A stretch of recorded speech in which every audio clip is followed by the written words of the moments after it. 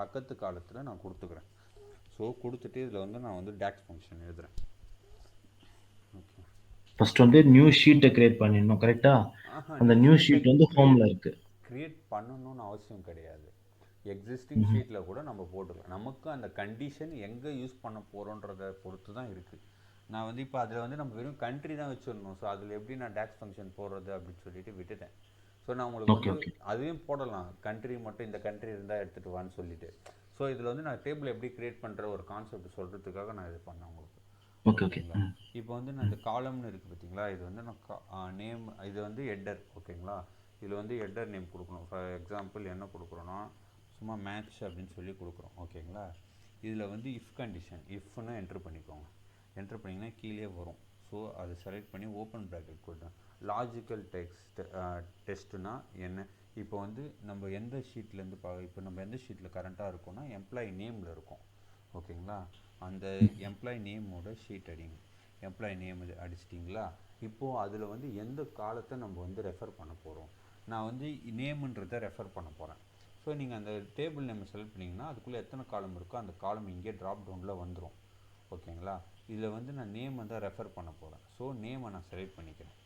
Select பண்ணிவிட்டு இப்போ வந்து ஈக்குவல் டு, அதாவது எம்ப்ளாய் டேபிளில் நேம் ஈக்குவல் டு ராஜேஷ் அப்படின்னு இருந்ததுன்னா, இப்போ வந்து நல்லா ஞாபகம் வச்சுக்கோங்க, நம்ம வந்து வேர்டில் அடிக்கிறோம் பார்த்தீங்களா,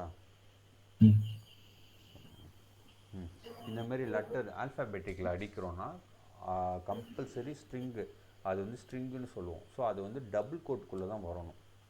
ஓகே. நியூமெரிக்காக இருந்ததுன்னா நீங்கள் அப்படியே போடலாம். ஆல்ஃபாபெட்டிக்கில் போட்டோன்னா கண்டிப்பாக டபுள் கோட்குள்ளே தான் போடணும்.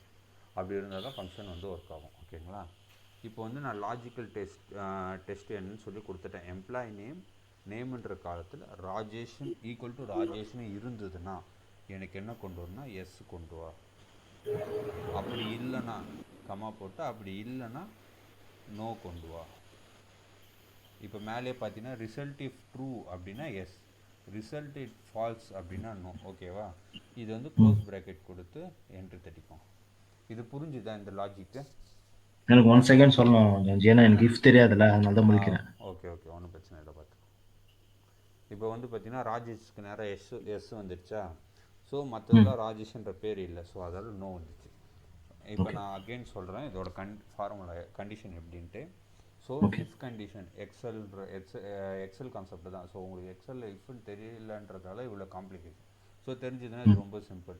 ஒன்றும் இல்லை, இஃப்ன்றது இஃப்னா இப்படி இருந்தா அப்படி கொண்டு வான்றது தான் லாஜிக். ஓகேங்களா? இப்போ ஜஸ்ட் வந்து மேட்ச்னு போட்டிங்களா, அது ஏன் அந்த மேட்ச்னா டைட்டில் நேம் இதோ இங்கே கொடுத்தீங்க? வந்து பார்த்தீங்களா மேட்ச் மேலே கர்சர் ஆஹா. தெரியுதா, ஹெட்டர். ஸோ நான் இதில் வந்து ஆமா ஆமா. என்ன வேணால் போட்டுக்கலாம். இப்போ வந்து நான் என்னென்னா டெஸ்ட்டுன்னு சொல்லி கொடுக்குறேன். கொடுத்து என்ட்ரு தட்டினேன்னா எனக்கு அங்கே டெஸ்ட்டுன்னு மாறும். ஓ, ஃபர்ஸ்ட் டைப் பண்ணி என்டர் பண்ணுமா? ஆமாம், என்ட்ரு பண்ண இங்கே மாறிச்சு பார்த்தீங்களா மேலே.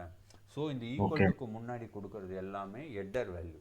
ஸோ அதில் வந்து நீங்கள் ஓகே என்ன வேணால் கொடுத்துக்கலாம். அதில் வந்து நம்ம டபுள் கோட் போடணுமான்னு கேட்டிங்கன்னா கிடையாது. ஏன்னா அது வந்து ஹெட்டர் ஃபார்முலாக்குள்ளே நம்ம வந்து ஒரு லாஜிக் எழுதுகிறோம், ஒரு அவுட்புட் வேணும்னா மட்டும்தான் டபுள் கோட்குள்ளே ஸ்ட்ரிங் வேல்யூ, அதாவது ஆல்ஃபாபெட்டிக் வேல்யூ மட்டும் கொண்டு வரணும்.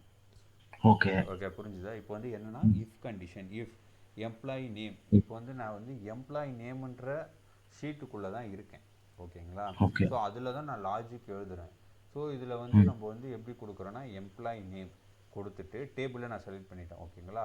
அடுத்தது வந்து எந்த காலத்தை நான் எடுக்க போகிறேன், எந்த காலத்தை நான் வெரிஃபை பண்ண போகிறேன் அப்படின்னு சொல்லி கொடுக்குறேன். நேமுன்னு கொடுத்துருக்கேன். இங்கே பார்த்தீங்கன்னா நேமுன்னு இஸ் ஈக்குவல் டு போட்டு டைப் பண்ணுமா? இஸ் ஈக்குவல் டு போட்டு name. No no no no no, ஏன் ஈக்குவல் டு போடுறீங்க? இங்கே பார்த்தீங்கன்னா உங்களுக்கு கிடையவே கிடையாது, ஈக்குவல்ட்டே கிடையாது. நான் எம்ப்ளாயி நேம்ன்றதை கிளிக் பண்ணிட்டேன். ஓகேங்களா? ஓகே அது பக்கத்தில் எதுவுமே நீங்கள் பண்ண தேவையில்ல, எதுவுமே கமா போட தேவையில்ல, டாட் வைக்க தேவையில்ல, எந்த நீங்கள் ஃபங்க்ஷனும் பண்ண தேவையில்ல. நீங்கள் என்டர் மட்டும்தான் பண்ண வேண்டியது. எம்ப்ளாயி ஓ நேம்னு போட்டுட்டேன். அது பக்கத்தில் கீழே உங்களுக்கு ட்ராப் டவுன் வரும். நான் இதை வந்து அழிச்சிட்டு உங்களுக்கு எழுதுகிறேன். இஃப்னு போட்டுட்டேன். இப்போ வந்து நான் டேபிள் நேம் ஃபஸ்ட்டு கிளிக் பண்ணுறேன். ஓகேங்களா? Table name employee name. ஓகேங்களா? அதை நான் கிளிக் பண்ணதுக்கப்புறம் அந்த டேபிளுக்குள்ளே என்னென்ன காலம் இருக்கோ அது இங்கே உங்களுக்கு ஷோ ஆகும். ஓகே இப்போ நம்ம பார்த்தீங்கன்னா நேம் ஏஜ் மட்டும்தான் இருக்குது. இந்த டெஸ்ட்டுன்றது இப்போ தான் நம்ம எழுதுகிறோம். ஸோ அதால் அது ரிஃப்ளெக்ட் ஆகாது. ஓகேங்களா? நேமு ஏஜ் மட்டும் இருக்கிறதால இங்கே ரிஃப்ளெக்ட் ஆகுது. ஸோ இதில் வந்து நான் நேமை பேஸ் பண்ணி எடுக்க போகிறேன். ஸோ அதில் ஓகே நேமை நான் செலக்ட் பண்ணிக்கிட்டேன். ஓகேங்களா? இதை நான் செலக்ட் பண்ணோடனே இப்போ இதில் வந்து நீ என்ன பேஸ் பண்ணி எடுக்க போகிற, நேமை பேஸ் பண்ணி எடுக்க போகிற. இது வந்து இப்போ நியூமெரிக்காக இருந்ததுன்னு வச்சுக்கோங்களேன், நம்ம greater hmm than or equal to இல்லை equal to or greater than 10 or less than 10 அப்படின்னு சொல்லி கொடுப்போம். ஸோ இது ஃபுல்லாக ஆல்ஃபாபெட்டிக் இருக்கிறதுனால ஈக்குவல் டுன்னு தான் நம்ம கொடுப்போம், வேறு ஆப்ஷனே கிடையாது நமக்கு. ஓகேங்களா? ஈக்குவல் டு கொடுத்துட்டு இப்போ வந்து நான் வந்து ஜானுன்னு போடுறேன், நான் நேமை மாற்றி போடுறேன். ஓகேங்களா? ஓகே ஜானுன்னு போட்டுட்டு இது வந்து லாஜிக்கல் டெஸ்ட். எம்ப்ளாயி நேமில் நேமுன்ற காலத்தில் ஜானுன்னு இருந்ததுன்னா, ஓகேங்களா, இதுதான் வந்து லாஜிக். ஓகேங்களா? இப்போ வந்து கம்மா போட்டுக்கோங்க. இங்கே மேலே உங்களுக்கு ஷோ ஆகுது பார்த்தீங்களா, இது வந்து ஹைலைட் ஆகிறது தான் நீங்கள் எழுத போகிற ஃபங்க்ஷன். அந்த இடத்துல தான் இப்போ நீங்கள் ஓகே இருக்கீங்க. லாஜிக்கல் ம் டெஸ்ட் என்னது முடிச்சிட்டோம். எம்ப்ளாயி நேமுன்ற காலத்தில் ஜானுன்னு இருந்ததுன்னா, ரிசல்ட் இஃப் ட்ரூ, நீங்கள் கொடுத்தது ஜானுன்றது மேட்ச் ஆகிடுச்சுன்னா எஸ்ன்னு கொண்டு வா. ஓகேங்களா? இப்போ கொடுத்துட்டு ஓகே கம்மா கொடுத்துட்டிங்கன்னா ரிசல்ட் இஃப் ஃபால்ஸ், நீ வந்து ஜானும் மேட்ச் ஆகல வேறு வேல்யூ இருக்குது அப்படின்னா நோன்னு கொண்டு வா. இதுதான் லாஜிக். ஓகேங்களா? இஃப் கண்டிஷனோட லாஜிக் இதுதான். இதை கொடுத்துட்டு நீங்கள் என்ட்ரு தட்டினீங்கன்னு வச்சுக்கோங்களேன், இப்போ ஜானுக்கு நேராக எஸ் வரும். ரிமைனிங் என்ன நேம் ஜானுன்னு எதெல்லாம் மேட்ச் ஆகலையோ அதுக்கு நேராக நோ வரும். இங்கே வந்துச்சு ஓகே பார்த்தீங்களா? ஓகே புரிஞ்சுதா இந்த ஃபங்க்ஷனு? புரிஞ்சுது புரிஞ்சுது ஜான்ஜி. இதுதான் வந்து இஃப் கண்டிஷன். சேம் எக்ஸல் என்னவோ அதே தான் இதுலையும்.